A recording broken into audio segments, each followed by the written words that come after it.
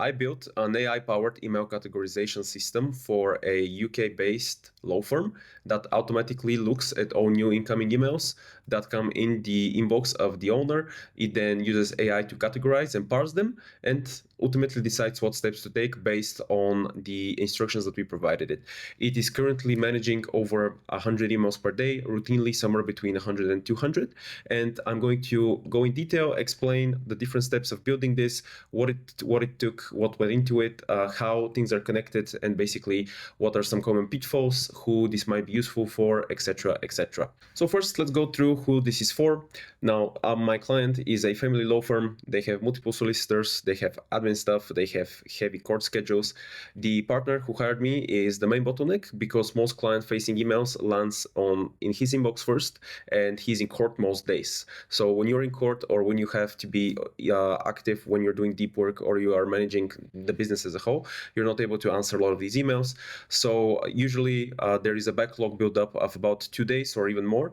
And inside this backlog, there might be a court email with a hearing date 4 days away. And if that gets missed, the consequence is a slow reply. The consequence is a mishearing, right? So this is not something that we want.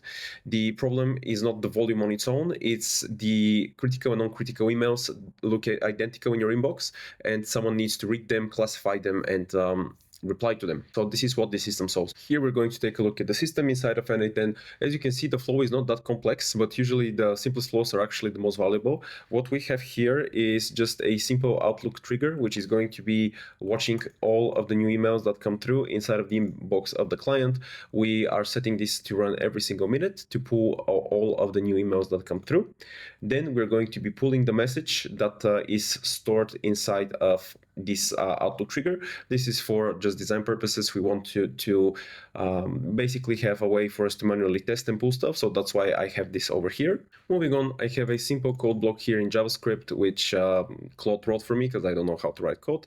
But at this point, these tools are so good that they allow us to basically have code written for us.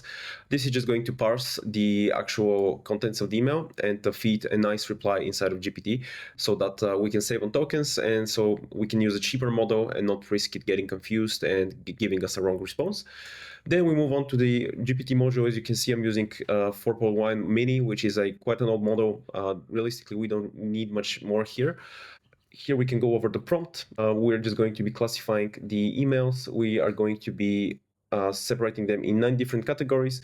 We feed the email body. We feed the sender, the subject, and we also feed today's date, which is important for us.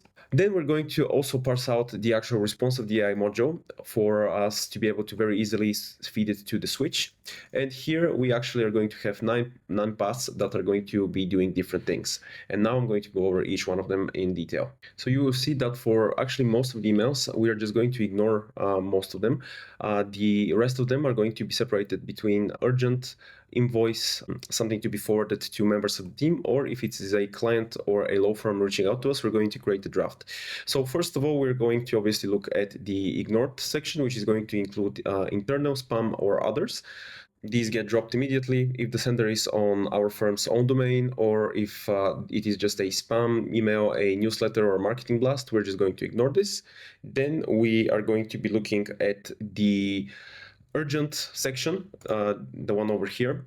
This is anything mentioning a court hearing, a failing deadline, a required action within 7 days. Urgent gets forwarded to the admin who handles urgency with a warning flag in the subject, so it stands out in their inbox. Then we're going to move on to the administrative categories. Invoice is going to get forwarded to the accounts address. New inquiry gets forwarded to the 2 people who handle intake. As you can see here, new inquiry is going to be forwarded to members of the team who are handling the intake, and the outlays is going to be for the invoices. Then at the bottom, court emails with no deadline and others are going to get logged and ignored as well. And this just basically wraps up all of the different categories. Like I said, we are also going to be drafting replies to clients and law firms so that then the owner can just take a look and determine if there is a change needed to be made here, because here we don't want to rely on AI to draft these emails and send them automatically, at least in the beginning. We're looking to eventually move on to an approach which is going to also be sending out these emails, but for now we're still mostly testing it. The replies here, basically, we are going to be adding them.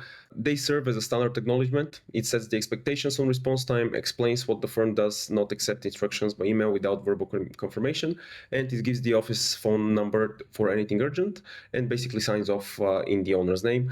The original email is preserved below as an acknowledgement, separated by a horizontal line so the partner can review the context without switching tabs.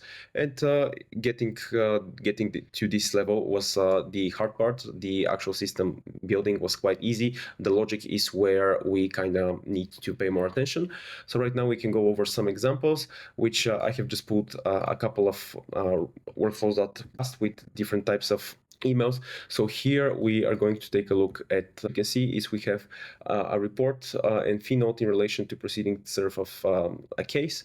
So we're going to classify this as invoice because obviously that is what it's for, and we're going to forward it to the financial team. Then we are going to have another example, which is going to be for a new submission from an inquiry, which is perfect because this needs to be forwarded to the people who handle these types of stuff. So as you can see, we went down the different path. And finally, here we're just going to go over a spam email or a marketing campaign here. As you can see, this is just something for us to book a holiday, which is not relevant. So we just ignore it and we do not do anything more about this. Now I'm going to go over some of the common problems and things that I ran into while I was building this, so we can have an idea of what you might face if you're trying to build this. So first one was threading. So the first drafts that we built in version 1 were created as new emails with no link back to the original thread, and the drafts folder filled up with orphan messages. So basically the way to fix this was to just add an API call from the endpoints in Outlook that allows us to swap from create message to create a reply.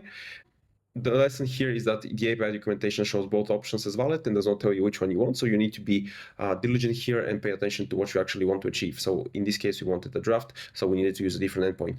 Secondly was the formatting. The first pass used Outlook's comment field to add the drafted text, which is not what we wanted to.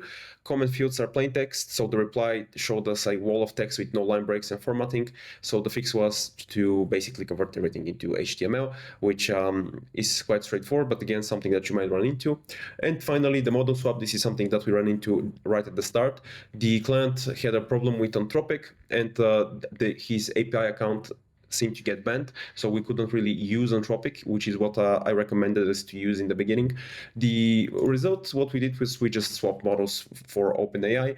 The truth is these models have pretty much very similar capabilities at this point, and for a task such as this, it really doesn't matter what model we use. We just want to rely on something that is actually reliable and something that is going to get the job done. And in our case, it was a lot more valuable to just switch to a different model instead of trying to troubleshoot why Anthropic don't want to give us an account. And now we can take a look at the results. So basically we have over 100 emails a day automatically categorized. We have drafts created, only review necessary to send, and the important topics for the two team members automatically, and saving so much time for the owner and for everybody involved. Now, where does this go next? Now, this is not the final version of the system. In reality, we would like to have this automatically sending these emails whenever we get to a point where we're confident with the output. And once every email has a category and a reason attached, then we can do a lot of other things. We can automatically schedule them and not specific urgent emails with deadlines into a calendar. We can detect court references inside emails and match them against a lookup table to find the right client file in seconds, and then we can obviously pull relevant information and send that and draft that. So this was just the first step of a more comprehensive build out, which we're going to be working on as the time comes. But this can also be implemented for many different types of businesses, not necessarily just law firms, but for any type of agency or business that receives so many inquiries via email. Categorizing them and automatically drafting replies and even sending them to some of the spam emails that you receive is so much valuable, and it's going to save you so much time. So you should definitely look into building something similar for yourself if you are running any type of business that receives many emails per day. If you watched this video and it was interesting and valuable and you want me to install something similar for you, check the description or the about section. I'm going to have my website and calendar link there, so you can just book a call. And besides that, I'm wishing you a good rest of your day, and I hope you found this valuable, and see you soon.